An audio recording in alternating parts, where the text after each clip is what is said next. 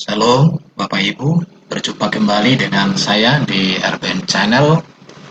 Pada sesi ini saya akan membahas satu topik, bukti-bukti kerasulan Paulus. Adapun materi yang saya siapkan dalam bagian ini untuk menjawab apologet Muslim yang seringkali menyerang kerasulan Paulus. Saya berharap Bapak Ibu bisa mengikuti video ini dari awal sampai selesai, dan kita bisa sama-sama memahami bahwa kerasulan Paulus ini adalah sebuah kebenaran yang harus diketahui oleh kita orang Kristen, dan untuk kita beritakan, kita ajarkan kepada orang lain. Apa itu rasul? Kata rasul dalam teks Alkitab Yunani memakai kata apostolos, dan ini ditemukan sebanyak 80 kali, yang diartikan sebagai utusan. Kata ini ditujukan kepada murid-murid Yesus, atau yang diutus Yesus secara langsung untuk pergi memberitakan Injil ke seluruh bangsa yang ada di dunia ini. Dari pengertian ini, maka saya mengatakan Paulus tepat disebut sebagai rasul, sebab Yesus memanggil dan mengutus Paulus secara khusus untuk menjadi pemberita Injil kepada bangsa-bangsa lain di dunia ini. Hal ini bisa dibaca di dalam Kisah Rasul pasal 9 ayat 3 sampai dengan ayat 18. Tetapi di dalam materi ini saya menunjukkan ayat 15 sampai dengan ayat 16. Demikian dikatakan di sana. Pergilah, sebab orang ini adalah alat pilihan bagiku untuk memberitakan namaku kepada bangsa-bangsa lain, serta raja-raja dan orang-orang Israel. Aku sendiri akan menunjukkan kepadanya betapa banyak penderitaan yang harus ia tanggung oleh karena namaku. Jadi Paulus ini dipilih secara langsung oleh Tuhan Yesus. Untuk tujuan, Paulus dipakai untuk memberitakan Injil kepada bangsa-bangsa di luar Israel. Dan untuk mengerjakan tugas itu, Paulus menanggung banyak penderitaan karena nama Yesus diberitakan dan harus disampaikan. Jadi, dari pengertian rasul ini, maka tepat Paulus disebut sebagai seorang rasul. Apakah hanya dari pengertian arti kata rasul ini saja kita melihat kerasulan Paulus? Kita akan melihat begitu banyak bukti-bukti tentang kerasulan Paulus yang tidak bisa dibantah oleh siapapun. Mari kita lihat bukti-bukti. Yang pertama adalah Paulus mengetahui dan dia juga menjadi saksi kebangkitan dan kemuliaan Yesus. Memang ketika Yesus disalibkan dan bangkit, Paulus tidak ada di tempat. Tetapi Yesus secara khusus dengan cara yang ajaib menampakkan diri kepada Paulus dan menyatakan bahwa dia adalah Yesus yang mati, bangkit, dan naik ke surga. Di dalam 1 Korintus 15 ayat 3 sampai 8, 1 Korintus 15 ayat 3 sampai 8 dikatakan, sebab yang sangat penting telah kusampaikan kepadamu yaitu apa yang telah kuterima sendiri, ialah bahwa Kristus telah mati karena dosa-dosa kita. Jadi Paulus mengetahui betul bahwa Yesus mati karena dosa-dosa sesuai dengan kitab suci, dan dia mengerti itu berkaitan dengan kitab perjanjian lama karena Paulus seorang Farisi, seorang yang mengerti tentang Alkitab, kitab Yahudi, bahwa ia telah dikuburkan.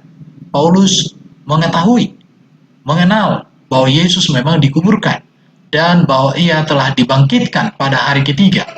Dia mengetahui dan mengenal Yesus yang telah bangkit itu sesuai dengan kitab suci. Jadi Paulus mengerti kitab suci tentang kebangkitan Kristus. Jadi Paulus di dalam mengenal Kristus, dia melihat kegenapan daripada seluruh kitab Taurat, kitab para nabi tentang kedatangan dan keberadaan Yesus. Bahwa ia telah menampakkan diri kepada Kefas, kepada ke-12 muridnya, kepada lebih dari 500 saudara sekaligus, kepada Yakobus, kemudian kepada semua rasul, juga kepadaku. Aku adalah yang paling hina dari semua rasul, sebab aku telah menganiaya jemaat Allah. Aku telah bekerja lebih keras daripada mereka semua, tetapi bukan aku, melainkan kasih karunia Allah yang menyertai aku. Sebab itu, baik aku maupun mereka, demikianlah kami mengajar, dan demikianlah kamu menjadi percaya. 1 Korintus 15 ayat 3 sampai dengan ayat 8. Jadi dari sini kita melihat bahwa Paulus seorang rasul karena memang dia mengalami perjumpaan secara pribadi dengan Yesus. Yesus yang mati, bangkit, naik ke surga, datang secara khusus menjumpai Paulus, menampakkan diri kepada Paulus, serta memberikan tugas yang besar kepada Paulus, yaitu untuk memberitakan Injil kepada bangsa-bangsa lain. Bahkan karena Injil demi Injil, oleh karena Injil, dia harus mengalami penderitaan demi penderitaan sampai akhirnya dia mati sebagai seorang rasul yang martir. Mari kita melihat bukti-bukti tentang kerasulan Paulus, bahwa Paulus meneruskan dan meneladankan ajaran Yesus. Di dalam iman Kristen, seorang rasul yang benar tentu harus memiliki ajaran yang benar sesuai dengan yang mengutusnya. Jika ajaran seorang utusan bertentangan dengan yang mengutus, maka itu bukan utusan yang benar, tetapi itu utusan-utusan palsu. Dan itu bisa disebut nabi-nabi palsu. Tetapi kalau kita melihat di dalam data Alkitab, bahwa Paulus ini meneruskan dan meneladankan ajaran Yesus. Ajaran-ajaran Yesus yang bagaimanakah yang diteruskan dan diteladankan oleh Paulus di tengah-tengah pelayanannya? Yang pertama, kita bisa melihat di dalam Markus 12 ayat 29, di mana Yesus mengajarkan tentang bahwa Tuhan Allah kita, Tuhan itu Esa. Dan ini dikutip dari Ulangan 6 ayat 4 sampai dengan ayat 5. Ada sekelompok orang yang menuduh Paulus itu tidak memberitakan kebenaran tentang keesaan Allah. Mereka tidak mengerti bahwa Paulus juga sangat-sangat jelas dan tegas mengatakan bahwa Allah yang disembah, yang diajarkan, yang diberitakan Paulus adalah Allah yang Esa. 1 Korintus 8 ayat 6 dikatakan, bagi kita hanya ada satu Allah saja, yaitu Bapa, yang daripadanya berasal segala sesuatu, dan yang untuk dia kita hidup.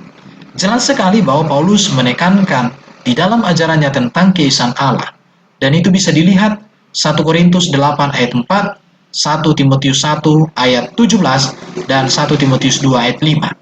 Di dalam ayat-ayat ini, Paulus juga menegaskan tentang keesaan Allah, keesaan Tuhan. Jadi, dari pengajaran Paulus dengan pengajaran Yesus, sinkron, klop, maka tidak ada keraguan di dalam menerima pengajaran Paulus. Yang berikut, Yesus di dalam pelayanan itu memanggil Allah itu sebagai Bapakku. Hal ini dituliskan sedikitnya 46 kali dalam kitab Injil, bahwa Yesus memanggil Allah yang darinya Yesus berasal, yaitu bahwa Yesus adalah firman-Nya sendiri yang menjadi manusia. Yesus sendiri mengatakan, aku diutus oleh Bapakku, aku pergi ke rumah Bapakku. Jadi Yesus memanggil Allah yang darinya dia berasal sebagai Bapakku. Ini bisa dibaca di dalam ayat-ayat yang tertera di dalam layar ini. Demikian juga dengan Paulus. Semua surat-surat Paulus itu memberitakan tentang Allah sebagai Bapa yang menyatakan kehendaknya dalam kehadiran Yesus Kristus. Ada begitu banyak ayat-ayat di dalam Alkitab yang disampaikan oleh Paulus tentang bahwa Allah yang Esa, Allah yang harus disembah itu adalah Bapa. Jadi panggilan kepada Allah sebagai Bapa itu sudah diajarkan oleh Yesus, dan itulah yang diteruskan oleh Rasul Paulus. Dengan demikian, maka Paulus adalah seorang rasul yang benar. Karena seorang rasul tentu ajarannya harus sama dengan siapa yang mengutusnya. Yang berikut, kita melihat tentang ajaran Yesus akan perkawinan.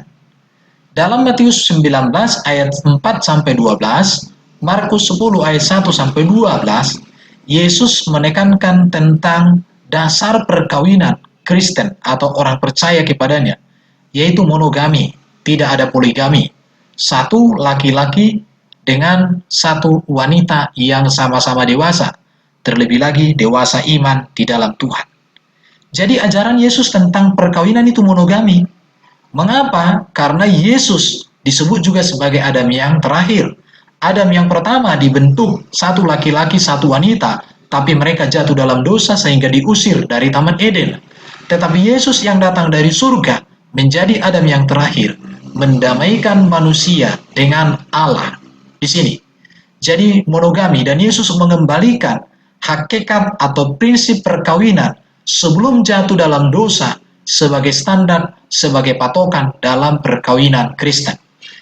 Yesus juga mengajarkan tentang kesetiaan, setia kepada pasangan seumur hidup, tidak ada perceraian, kesucian, tidak ada perzinahan baik sebelum maupun saat dalam menjalani pernikahan.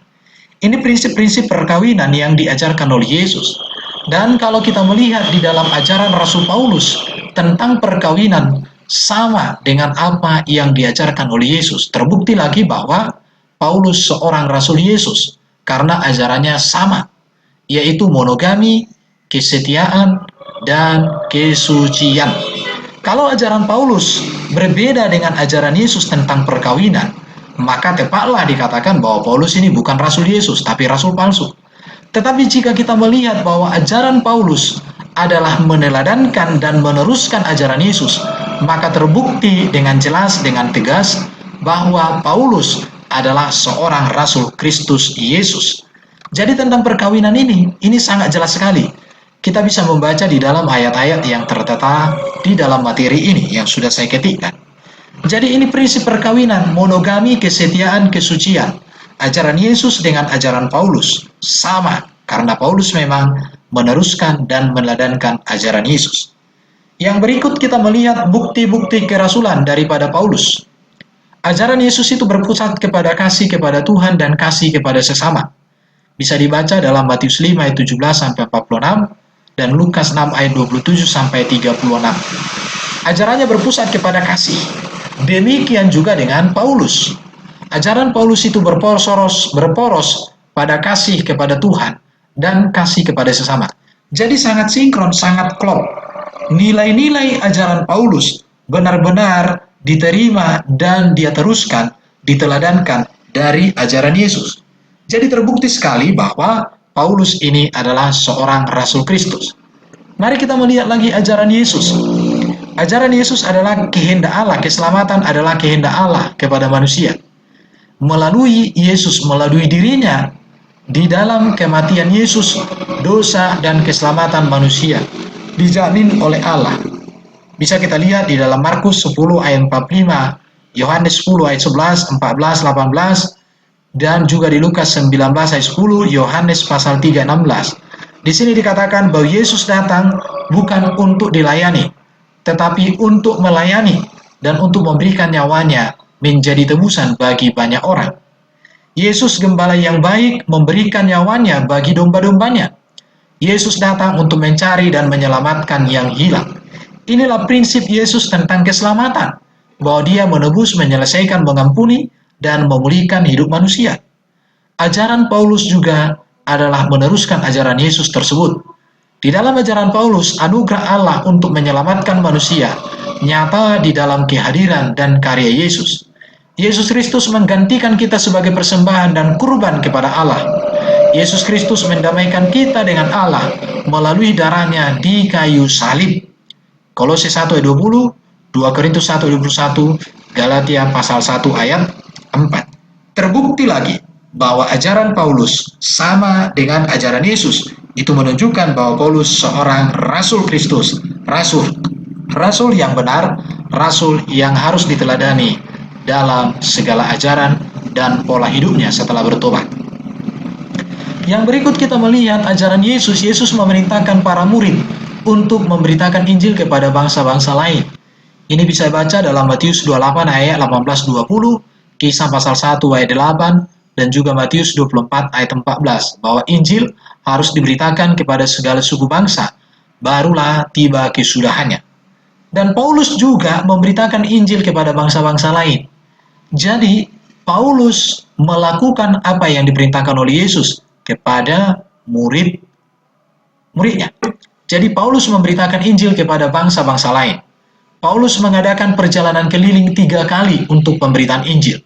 Kisah Rasul 13 ayat 1-14 ayat 28. Kisah Rasul pasal 15 ayat 36 sampai 18 ayat 22. Kisah Rasul 18 ayat 23 sampai dengan 21 ayat 14. Ini berbicara tentang perjalanan Paulus di dalam rangka memberitakan Injil.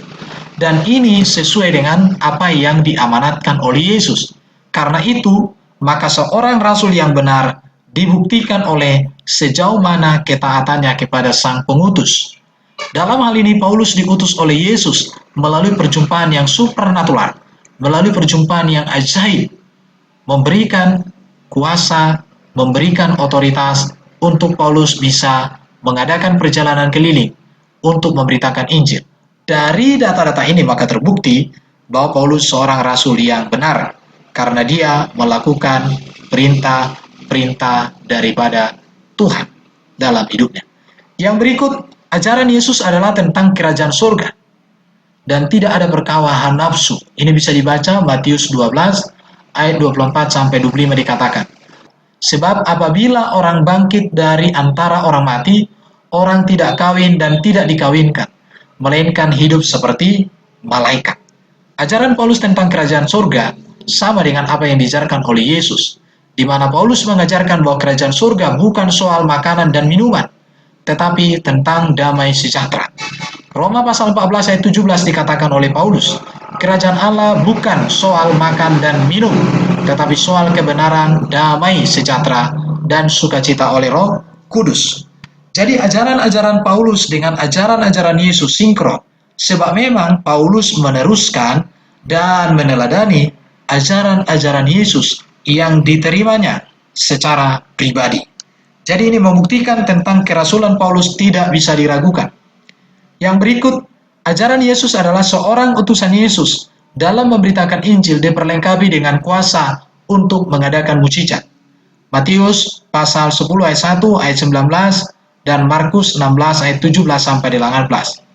Dan hal ini dibuktikan oleh Paulus, sebab Paulus mengadakan banyak tanda-tanda mujizat di dalam pelayanan pekabaran Injil yang dikerjakan oleh Paulus.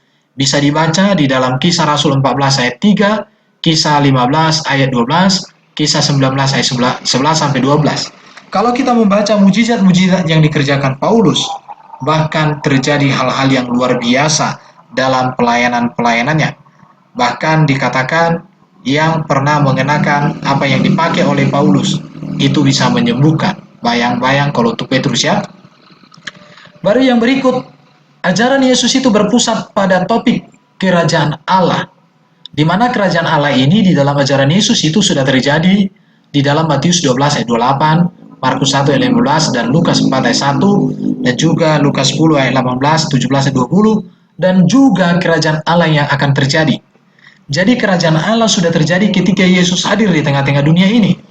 Tetapi nanti Yesus akan datang kembali menjadi sebuah pengharapan akan keselamatan bagi semua bangsa.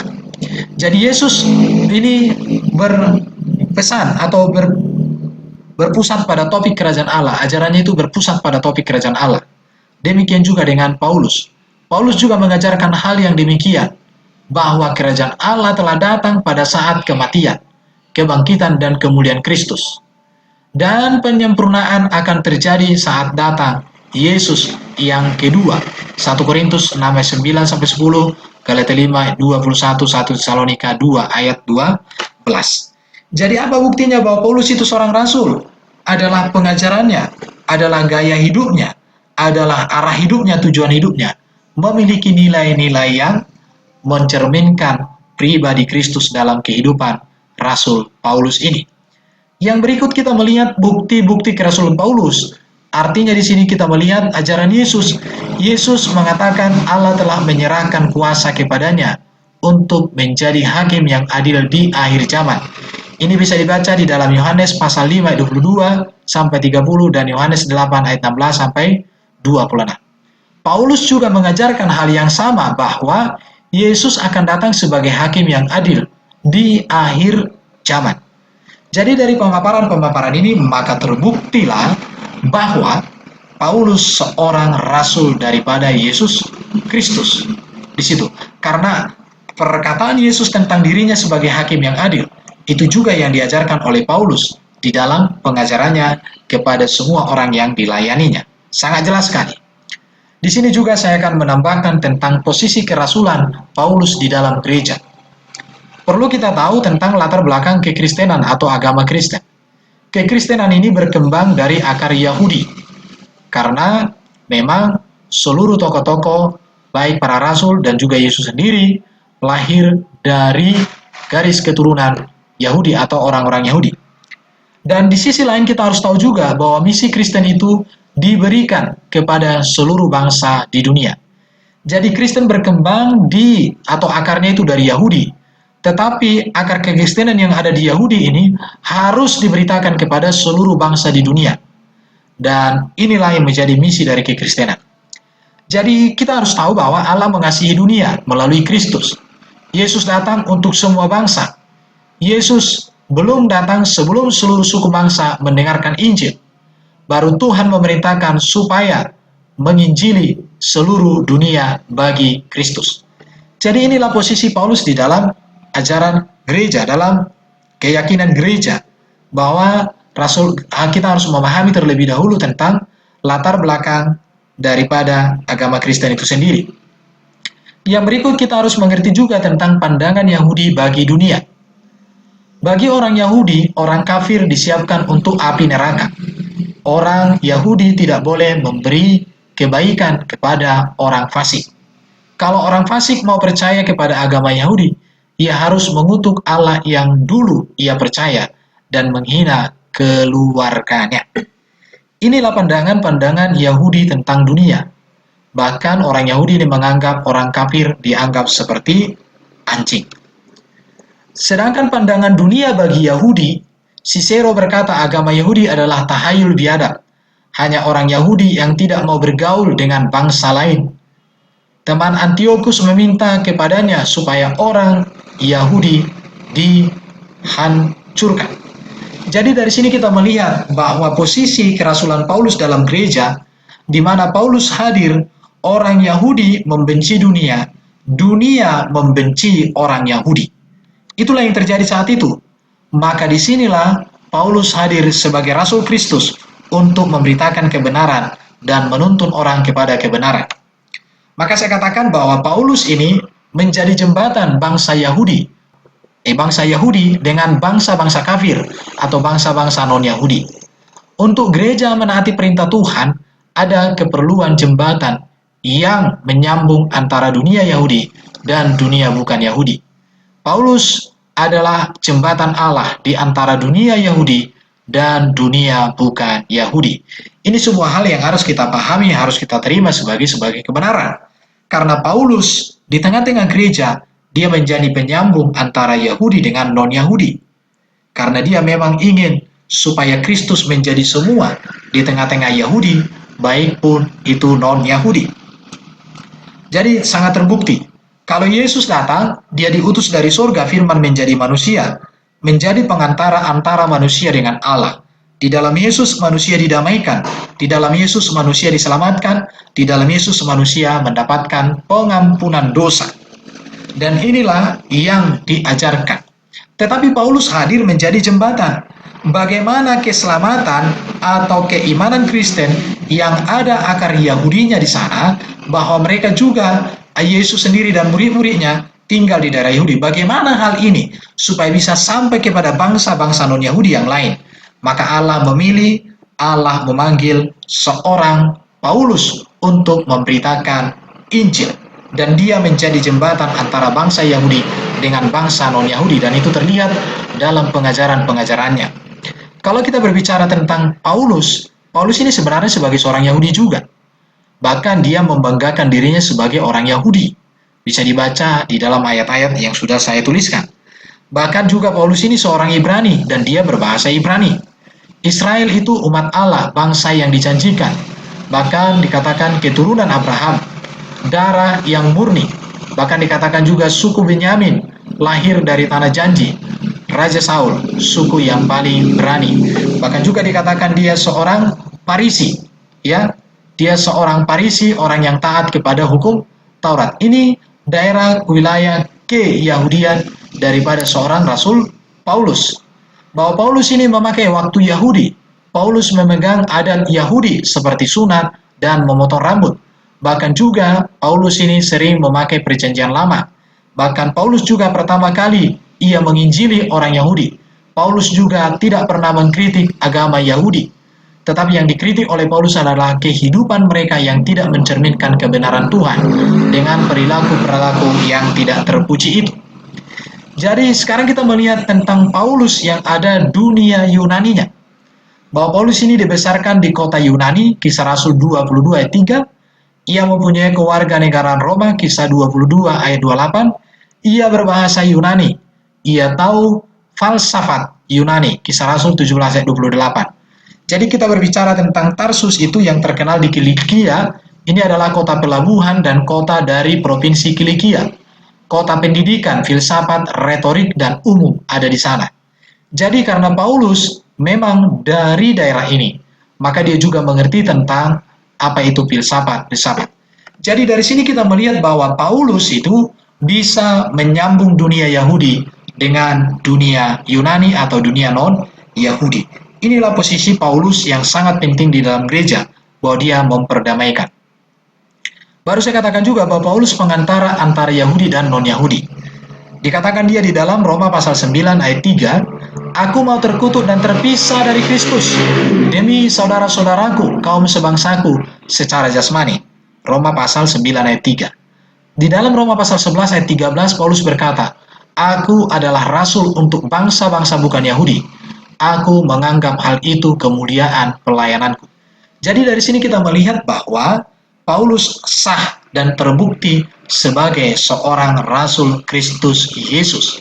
Sebab dia melakukan segala tugas, segala pelayanannya tetap berpatokan kepada Yesus berdasarkan apa yang diperintahkan oleh Yesus. Jadi bagi Paulus, Allah memberikan Yesus menjadi Tuhan, Kurios bagi semua bangsa.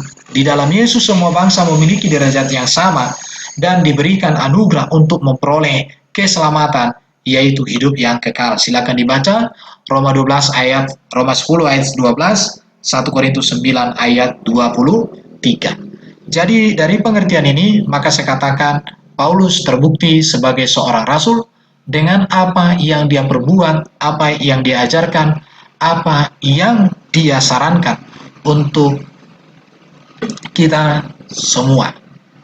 Inilah yang bisa saya bagikan tentang Rasul Paulus adalah seorang Rasul Kristus, seorang Rasul yang memiliki kehidupan yang layak menjadi teladan.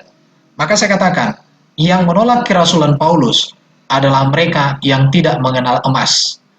Yang menolak Rasul Paulus adalah orang yang memilih tanah liat dibanding daripada emas.